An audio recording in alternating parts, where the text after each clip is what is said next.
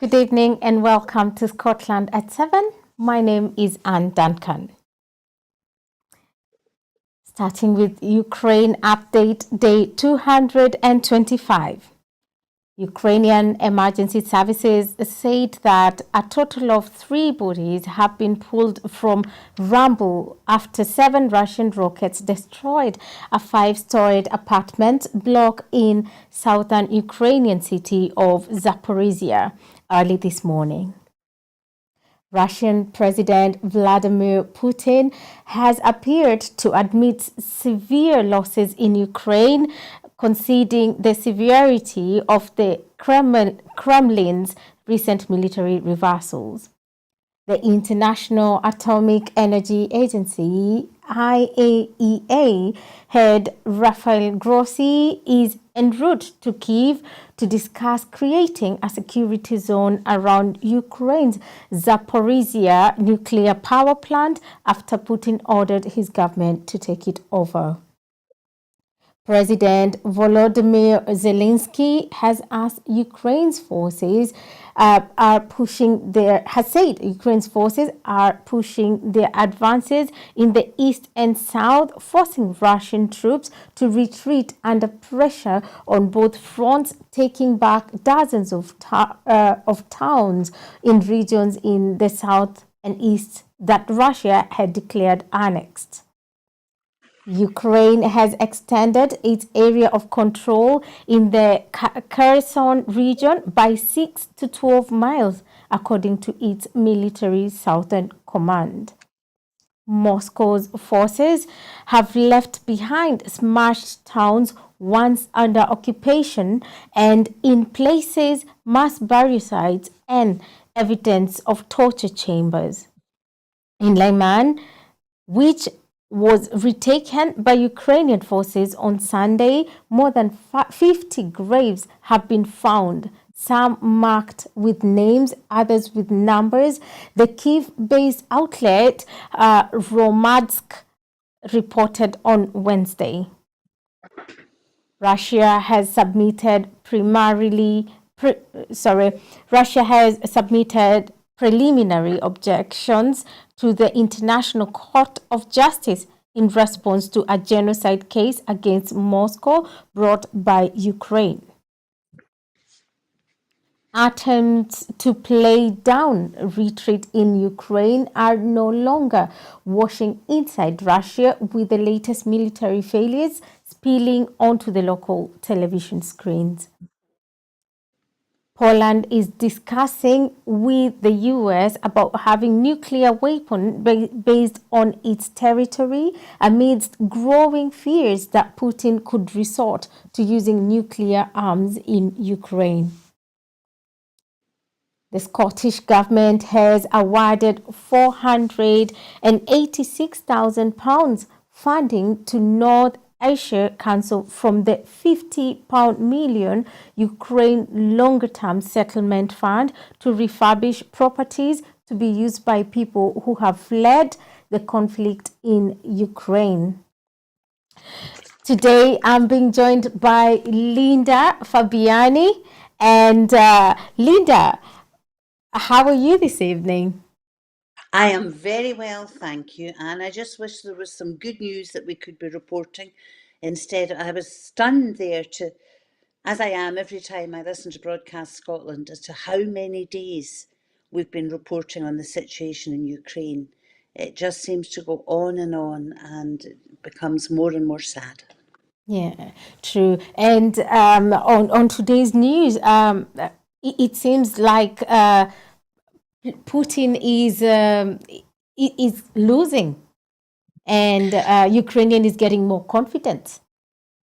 Well, we've been hearing this for quite some time now, and certainly Ukraine seems to have been making good advances, but it's at a terrible cost. I've been interested to see that there appears, and I'm always a wee bit worried about the news that comes out from either side in a war, because we have to recognise that there's propaganda on both sides. Although, what I certainly believe in this case is that the Russian propaganda and Putin's propaganda is way beyond anything that's coming out from Ukraine or their allies. So I'm always worried, about the veracity of so much, but certainly Russia seems to be pushing back, but there seems to be a lot of dissent in the ranks. Individual soldiers talking about not having been prepared for this, reports of Russian military phoning the surrender line. So, yeah, Ukraine certainly seems to be doing well. It's quite a cost, though. I listened to the report today about the bombing in Zaporizhia, and it was heartbreaking to listen to people talking about what they'd witnessed, what they'd escaped, and talking about people they knew had been killed, civilians, and those that they couldn't find yet. So, heartbreaking stuff. Yeah, let's hope we'll keep hearing good news because winter is coming, and so many people are saying this might be bringing this to an end. What do you think? Oh, do you know, I don't know. I've been reading these reports as well. Um, will it bring it to an end, or will it bring it a temporary reprieve, which would allow regrouping and perhaps just another offensive, after the worst of winter has gone? Um, I would love to know what's going on at the heart of the Kremlin. Again, reports of Putin's generals and Putin's, I say allies, certainly public allies. Uh, are they really discontent? Is there really a potential coup? What's happening? Yeah, I just don't see a quick end to it at all, winter or no winter. Yeah, well, we can only hope for the best, right? Yeah, yeah. All right, Linda, if we will move on to the next item on the news, which is UK homes could face winter power cuts. Households could experience a series of 3-hour power cuts in this winter if Vladimir Putin shuts off gas supplies from Russia and the UK experiences a cold snap, National Grid has warned. Such an event would mean consumers in different parts of the country being notified a day in advance of 3-hour blocks of time during which their power would be cut off in an effort to reduce total consumption by 5%.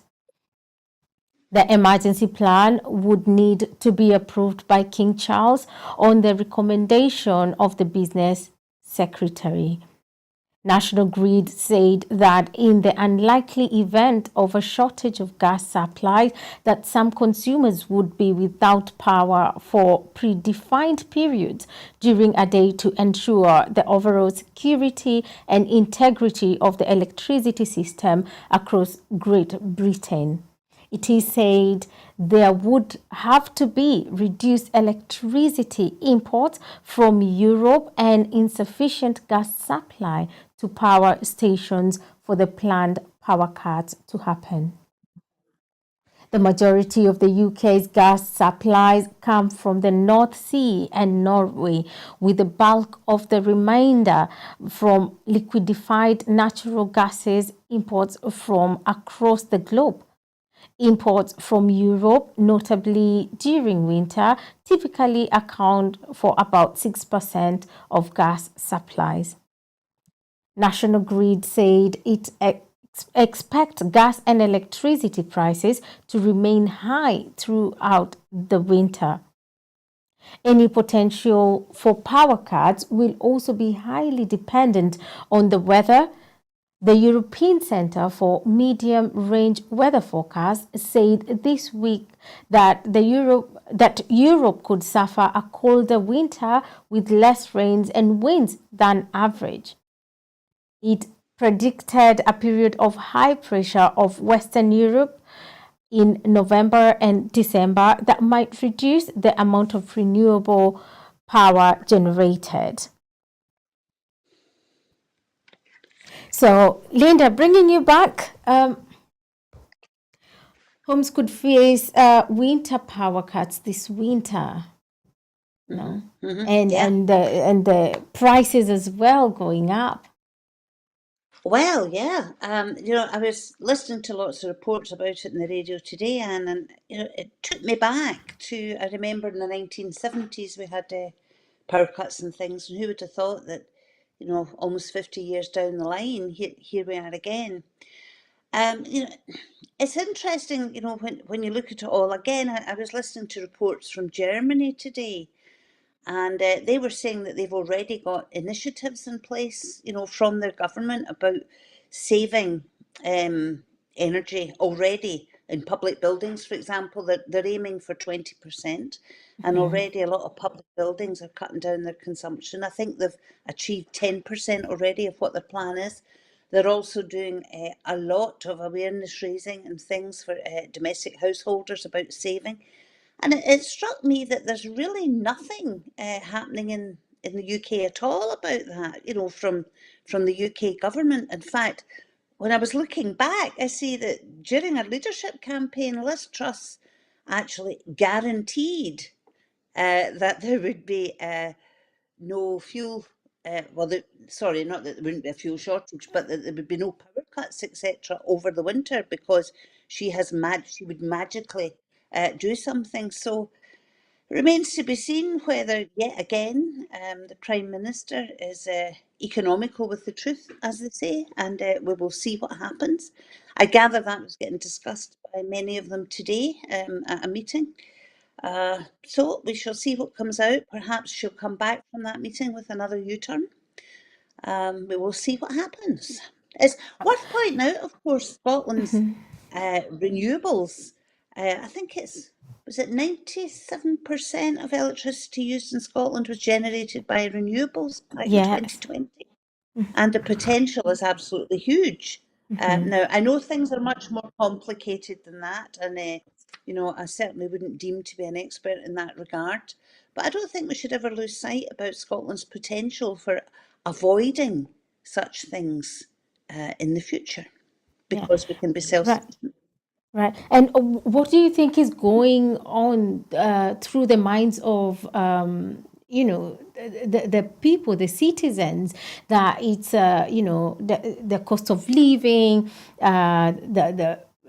bills going high, power cuts? What kind of preparations and can one be taking right now?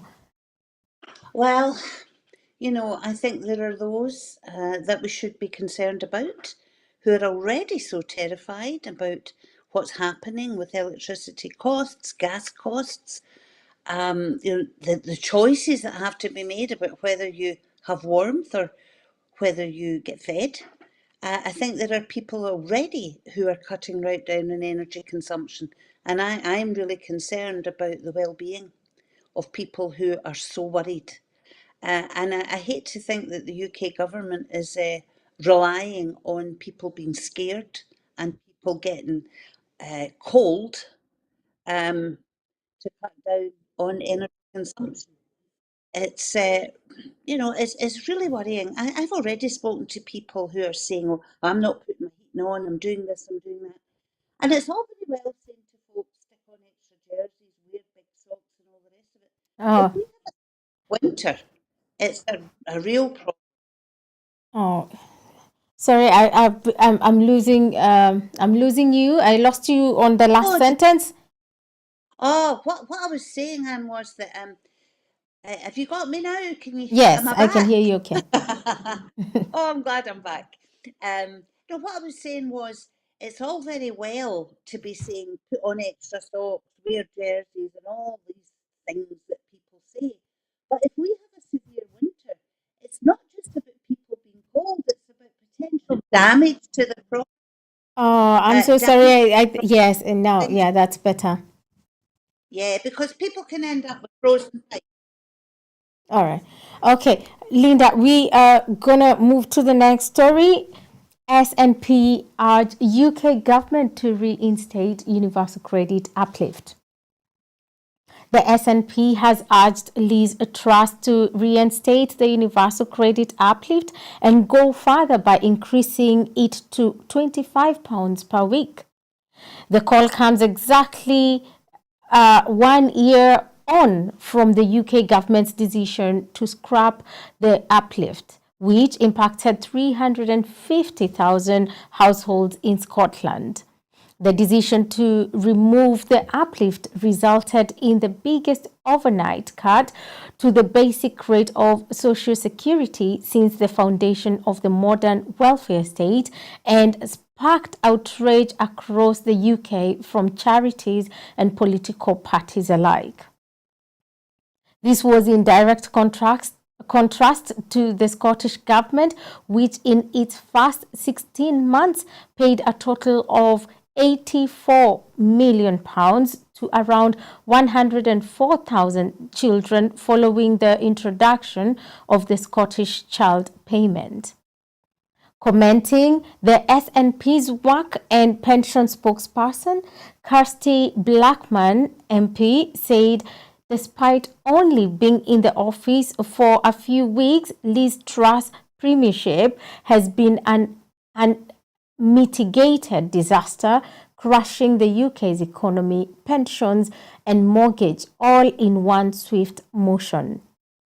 Instead of effectively declaring war on the lowest earners in our society, the Prime Minister could restore some sort of credibility by reinstating the universal credit uplift, which was so cruelly ripped away 1 year ago today.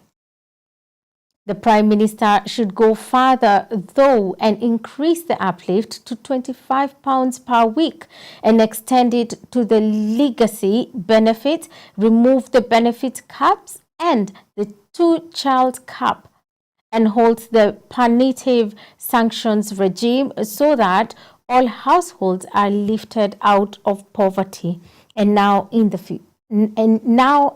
future. And Linda, this comes when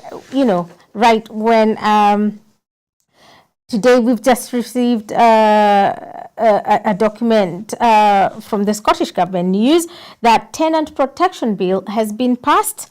Tenants will have increased protection from rent increases and evictions during the cost of living crisis under the temporary legislation passed by the Scottish Government. Yeah. What are your thoughts on this? Well, it's back to that cliche that we've been using for some time, a tale of two governments, and it becomes more and more clear the division between them.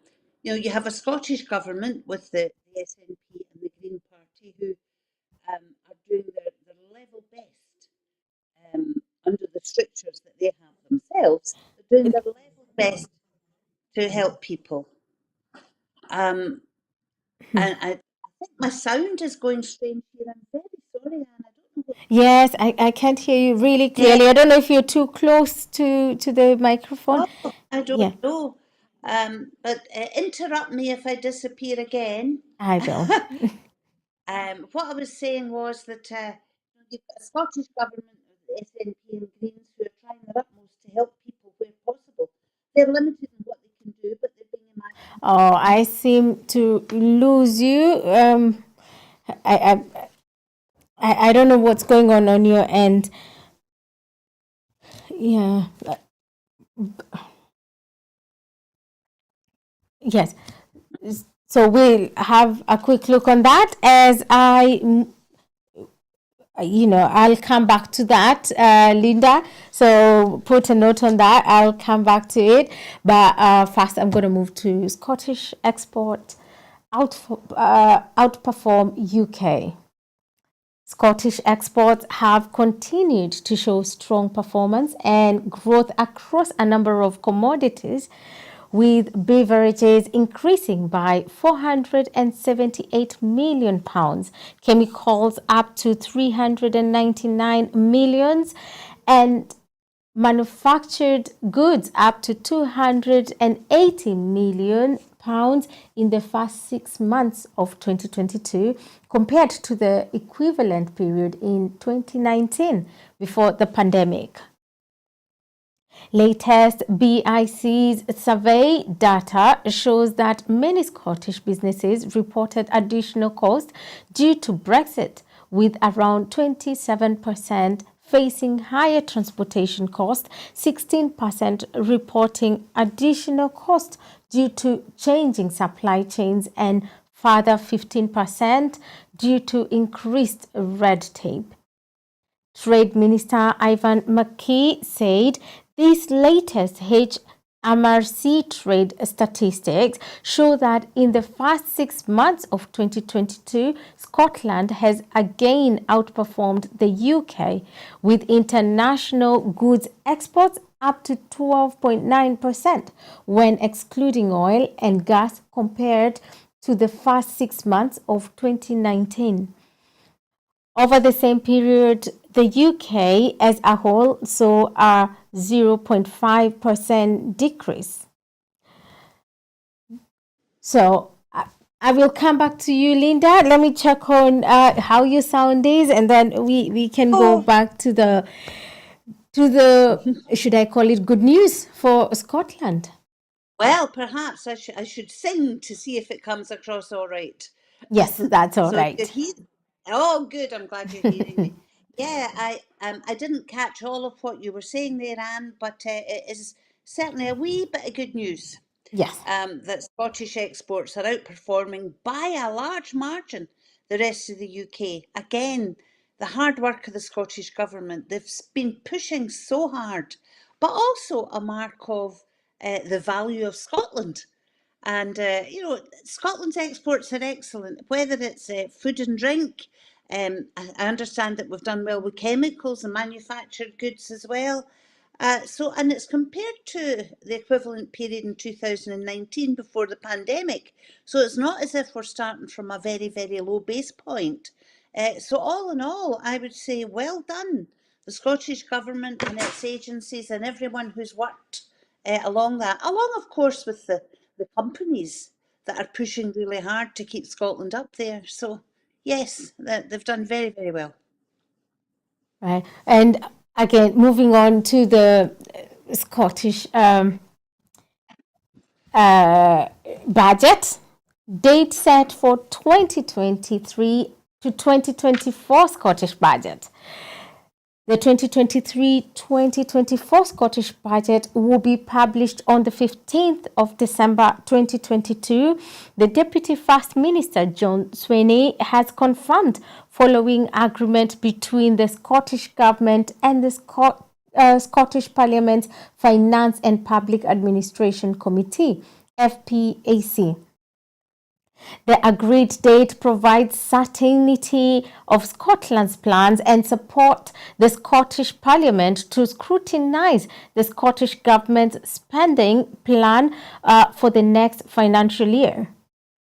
In a letter to FPAC, Mr. Swinney highlighted that the Scottish Physical Commission requires at least 10 weeks to prepare spending forecast and said the uncertainty and volatility of UK's government's plan means the budget may need to be revisited if there are implications for this period.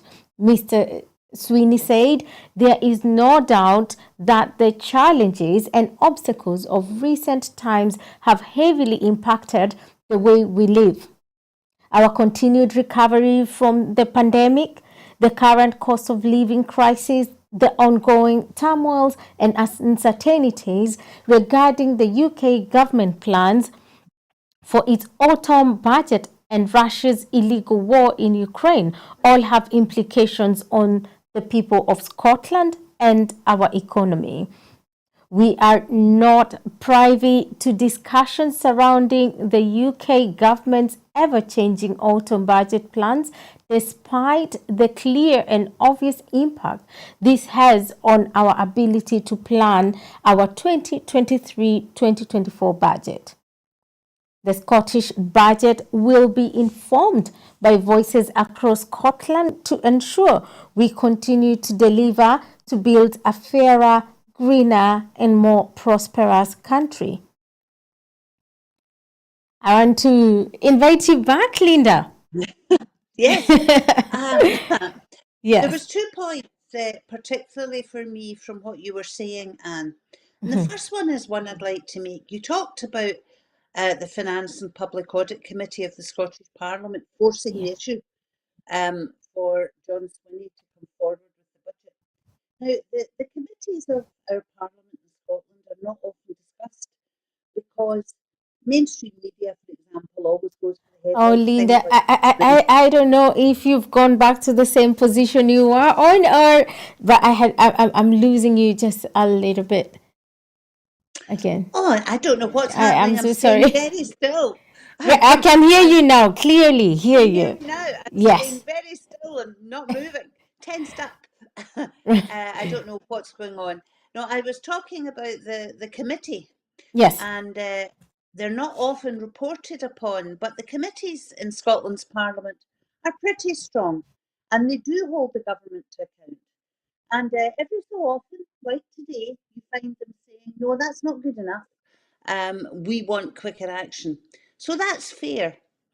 However, on the other point of view, the other side of things, I certainly don't envy the Scottish Government and Mr. Swinney in particular with the job he's got to try and come up with a budget when you have a UK government who are changing all sorts of things on a daily basis, um, who announced what they called a financial event last week, which was massive, a budget, and then they changed it.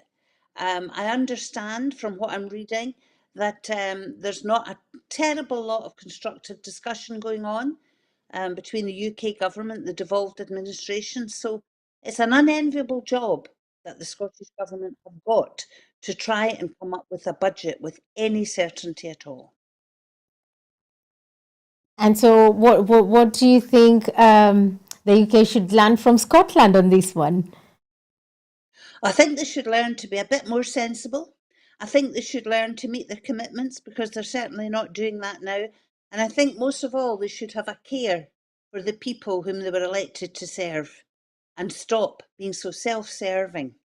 I think that's the major difference that I can see between our governments is that the Scottish Government is doing their best to make things as easy as possible for people, though it's not going to happen, it's not going to be easy.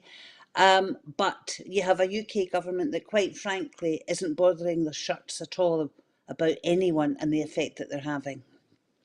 And I hope I will get a chance to discuss with you on what you'd want to see on the 2023-2024 budgets in the near future. Yeah. Moving on, Liz Truss attends first meeting of European political community. Liz Truss is meeting leaders in Prague for the first time ever, meeting of the European political community, a new group dedicated to advancing security and energy cooperation across the continent. The brainchild of the French President Emmanuel Macron, the European political community will bring together leaders from nearly every European country except Russia and Belarus. Prime ministers or presidents from 44 countries are invited to participate, including all 27 EU leaders, Turkey's President Recep Tayyip Erdogan, and Ukraine's Volodymyr Zelensky, who will address Thursday's meeting via video link.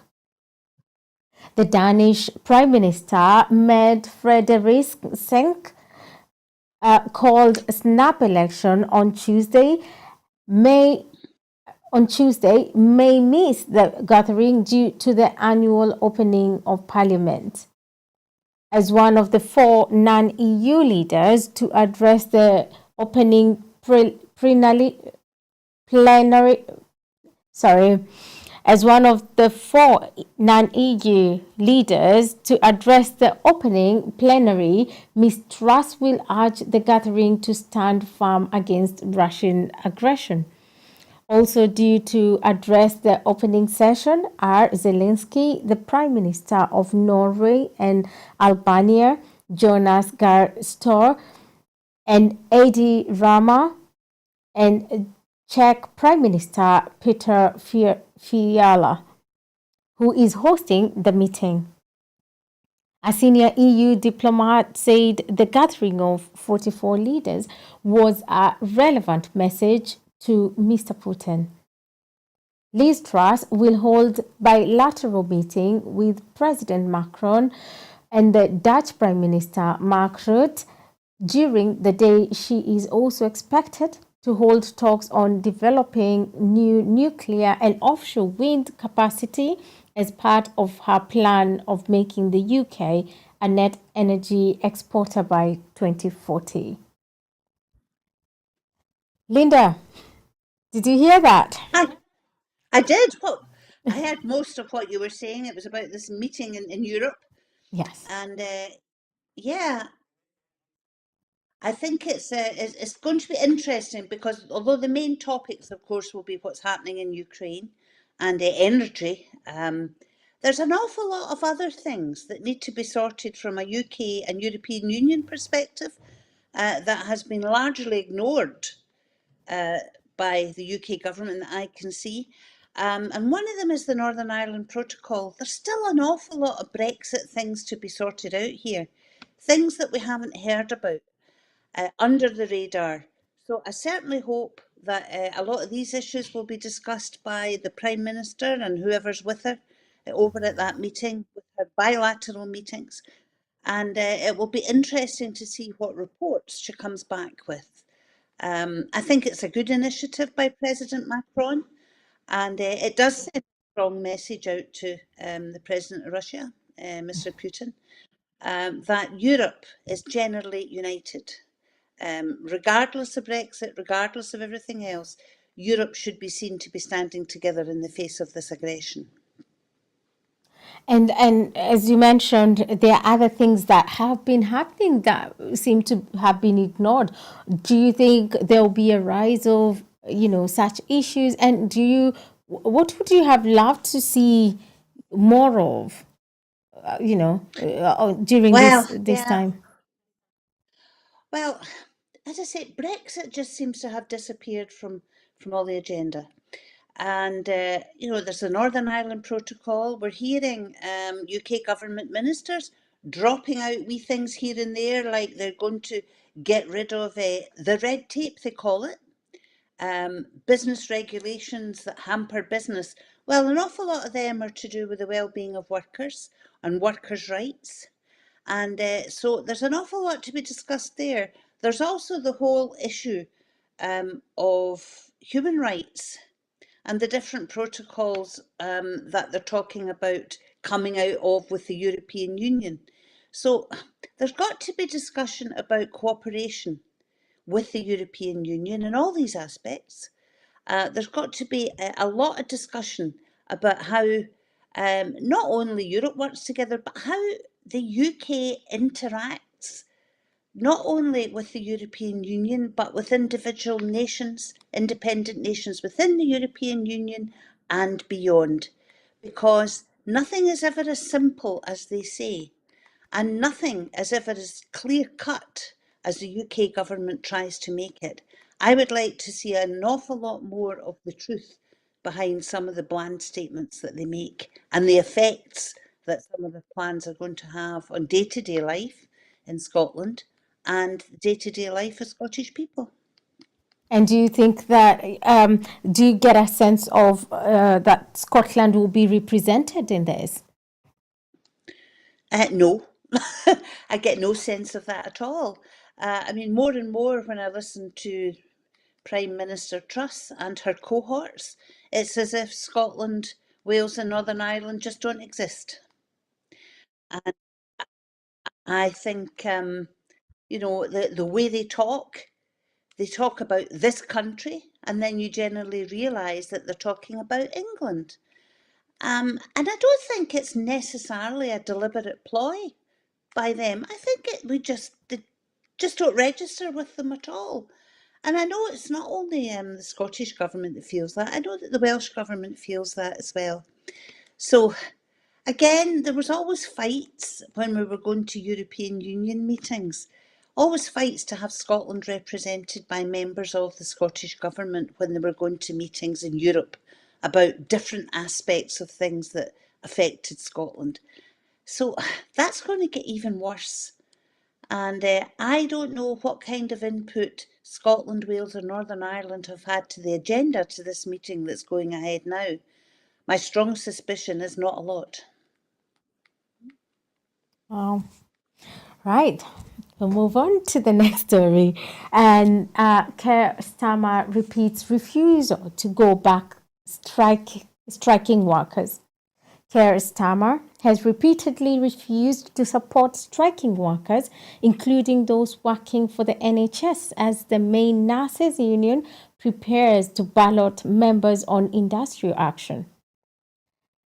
In a round of regional radio interviews, the Labour leader said he understood why strikes were taking place, but repeatedly his opposition to standing with workers on picket lines. He also rejected renationalising the water industry, telling BBC Radio Oxford, "I'm not ideologically practical. I'm not ideological. I'm a practical person." And he repeatedly attacked the government's approach of trickle-down economies. On BBC Radio Devon, he was asked 3 times whether he would back the Royal College of Nurses, which is recommending its 300,000 members vote for strike action.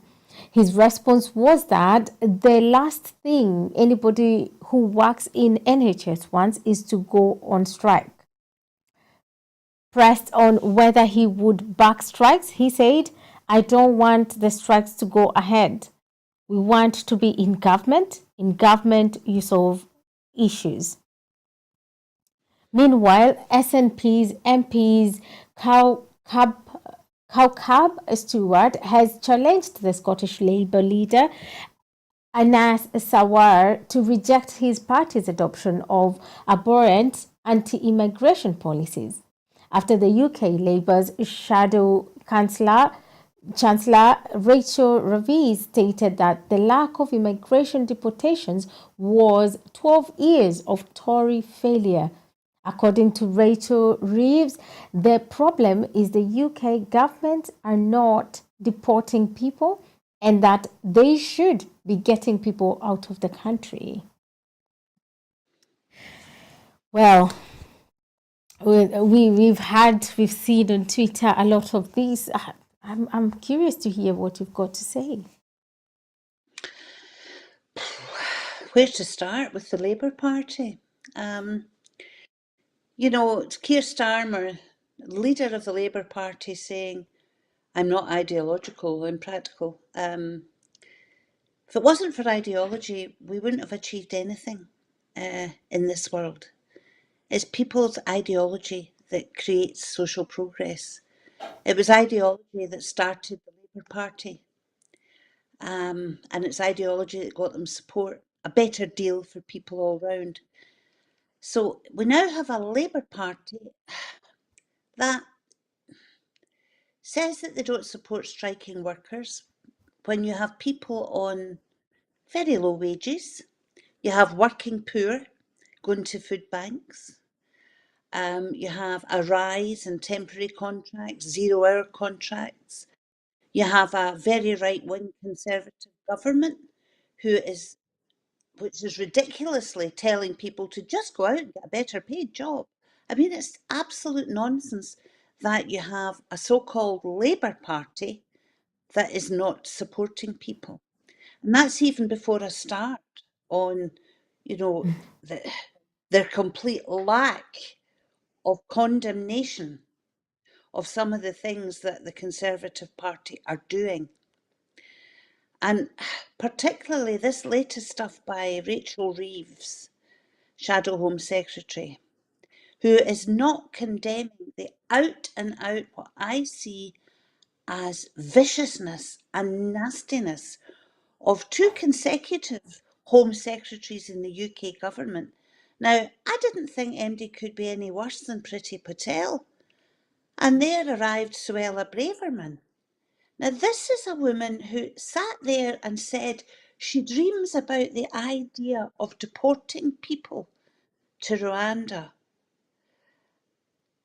And imagine just wishing that people could be put on a plane and deported. A government that talks about ridiculous things like illegal asylum seekers. Well, under international law, there's no such thing as an illegal asylum seeker. There's people who are seeking help for all sorts of reasons. I would have thought that a Labour opposition wishing to come into government would have been condemning that kind of stuff strongly. But no, they're mealy-mouthed about it. And sadly, I haven't heard anything from the Labour leader in Scotland condemning it either. And I would like to see that. You know, we should be having safe routes for people to come to this country.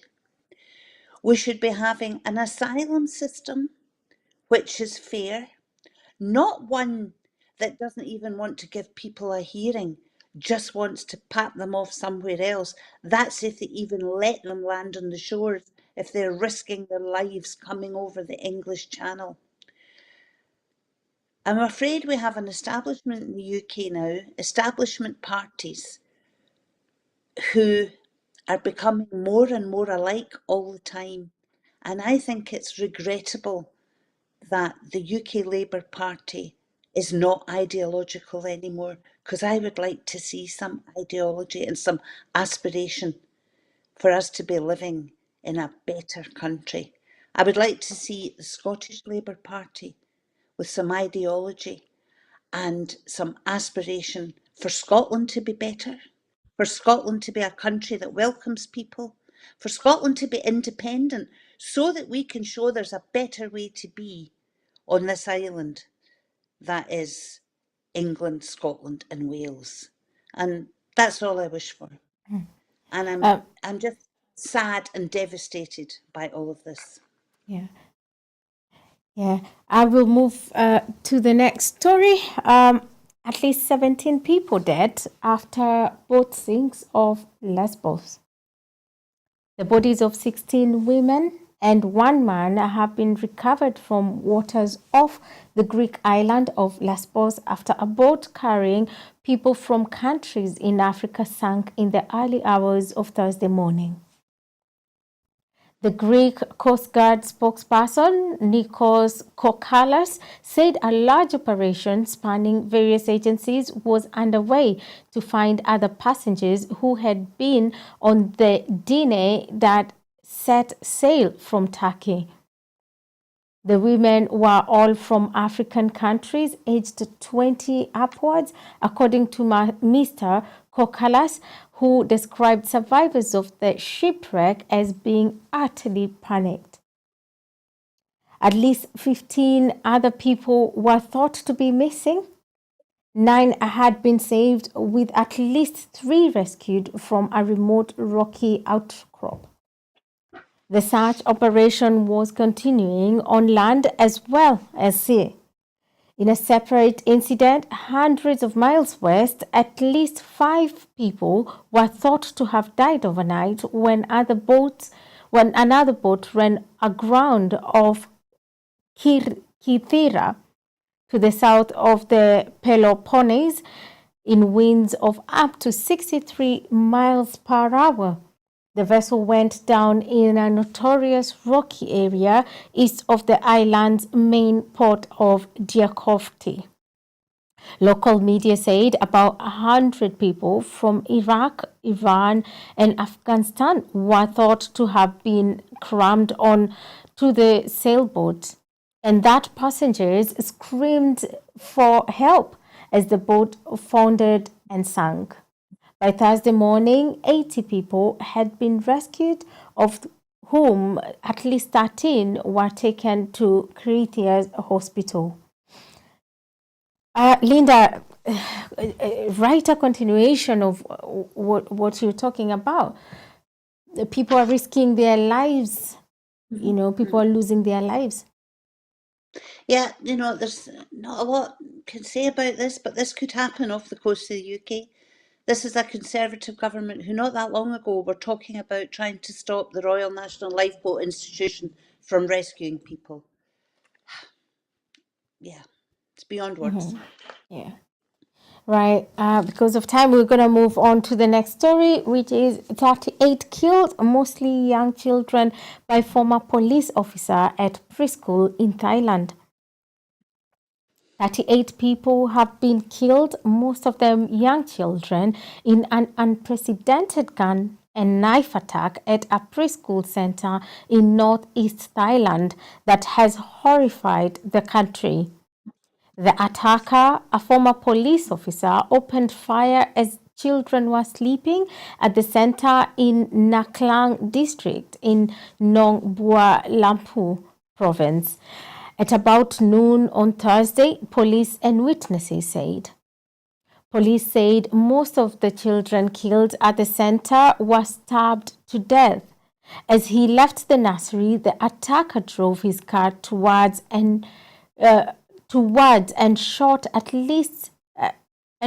at bystanders when then returned home, where he shot himself, his wife, and child. Police identified the attacker as Panya Kamrab, a 34-year-old former police lieutenant colonel who had been dismissed from the force last year for methamphetamine possession and had appeared in court earlier Thursday on a drugs charge. Witnesses said he was in an agitated state when he arrived at the nursery. Images from the scene showed a nursery classroom, its walls covered in alphabet letters and paintings of animals. The bodies of children lay on sleeping mats with white sheets placed over them. Thailand's Prime Minister Prayuth Chan-o-cha, who is expected to visit Nong Bua Lampu on Friday, said in a statement on Facebook that he offered his deepest condolences to the families of the victims. I ordered Linda, I'd like to engage you on this one. It's become very rampant for children to be killed at school, for policemen to go out on shootings. What's happening to the world? I don't know. Thailand must be in shock. Absolutely awful. Brings back memories of what happened in Dunblane here in Scotland some years ago. Oh, I mean, these kind of things have been happening in America for years and years and years. This to this extent, and with such young children, it's horrendous. I mean, can anyone legislate against people going crazy like he obviously has, high in drugs, the reports that I heard? It's got to be down to gun control. I don't know what the gun control laws are in Thailand, I'm afraid. I can't comment on that, but oh, I would hate to see any relaxation of gun control in this country. It's the only way to stop such things happening. And there's a whole big discussion to be had about what happens worldwide in relation to weapons control for individuals. Yeah. School-aged childcare support for low-income families. The Scottish Government is investing £1 million to expand funded school-aged childcare in parts of Dundee, Glasgow, Clackmannanshire and Inverclyde, with rollouts of similar provisions in other parts of Scotland from April 2023. Eligible low-income families in the 4 targeted areas will be helped with the cost of childcare for primary school-aged children. Families in most need will pay nothing. Children's Minister Claire Hoy, who today visited the Lathen area of Dundee to speak to families accessing school-age childcare, said delivering our vision of a high-quality, affordable and accessible system of childcare is crucial to our national mission to tackle child poverty. It can help parents and carers to access work, training, or study, while children benefit from additional opportunities to socialize and take part in a range of activities. The Scottish Government also confirmed today that it will continue the nursery rates relief scheme, providing 100% relief on non-domestic rates to eligible day nurseries beyond the current end date of 30th June 2023. I'm going to combine this story, Linda, with the Scottish Government seafood strategy. Yeah. So new measures to, yeah. Okay, Linda, sorry. Let me focus on this one. So the government out to support with childcare for low income families. This is another good Yeah, news for Scotland. well, it's about a government that cares for people and tries to help people as best as possible. So yes, that's good news. I understand it's a pilot scheme that will be rolled out, starting off in, was it Dundee, Glasgow, Clackmannanshire, and Inverclyde. So yeah, that's good news. Every bit helps for people. I was really pleased too to hear that they're extending the rates relief for eligible nurseries. So they're helping parents and they're also helping nursery providers. So that's good. So important in this climate where everybody's worried about money.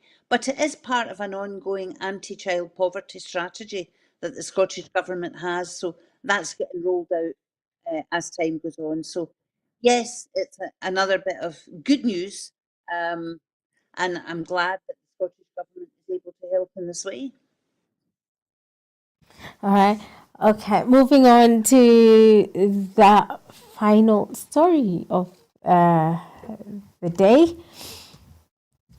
Scottish Government seafood strategy. A new measures to boost Scotland's £1 billion seafood sector, as well as the wider supply chains, have been set out by Rural Affairs Secretary Mary Gougeon.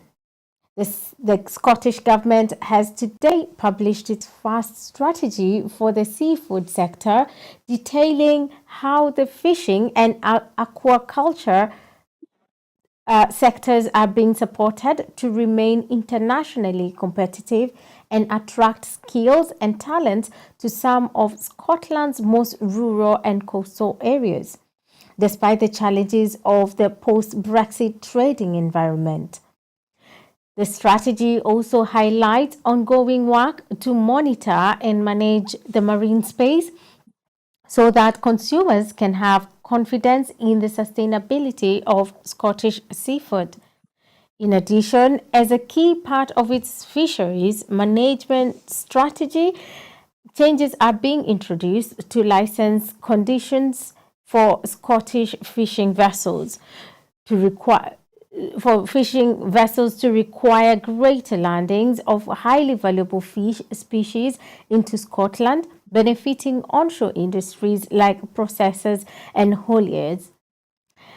It comes as the latest fisheries statistics published last week show Scotland's sea fish and shellfish industry recovered in 2021 from the COVID-19 pandemic, but had not yet returned to pre-Brexit levels. From 1st January 2023, changes to the economy link license conditions will mean vessels over 10 meters landing stocks of key importance to Scotland will have two options for fulfilling economic links requirements. Land a minimum set percentage into Scotland, with the percentage required being dependent on the species landed. Give back fishing opportunities for the Scottish Government to allocate to others in the Scottish fleet. Linda, I don't know Yeah. whether to say another good news for Scotland. Well, I'm really glad that the Scottish Government has reached agreement with the seafood industry. We spoke earlier about the success of Scotland's food and drink exports, and I understand that seafood is 60% of the food exports, so it's very, very important. I was glad to see too that there's been an agreement reached, and well done, Marie Goujon, the appropriate cabinet secretary, that more has to be landed in Scotland, which means more volume for the food processors that are based here in Scotland. So that's good news too. I've only got one thing to say. I would like to see much more of the seafood catch in Scotland ending up on Scottish plates, I have to say. I think we miss a trick for healthy and good food being much more mainstreamed here at home. Most of our stuff goes away to mainland Europe, and you go on holiday to Spain and you end up eating Scottish prawns. I'd much rather be eating them here at comparable prices. But hey, we'll see. That might come. Let's hope. Yeah, I think, I'm very, very happy to have you. I think I'll call you Fabulous Fabiani Linda for Oh, today. oh, You've that's come nice. with, with very great news for Scotland, and thank you so much for joining us today. Pleasure. Well, that is it for this evening. And before I go, I just want to remind you that at Broadcasting Scotland, we depend on the generosity of our supporters. So, to everyone who has donated and to everyone who has signed up to make a regular monthly payment, thank you very much. Our programs will always be free to view. However, if you can afford £5 a month, please consider becoming a Broadcasting Scotland supporter. We have set ourselves a target of adding 10,000 new subscribers to enable us to employ staff to make more programs. So, for me, it's a good night and thank you for watching.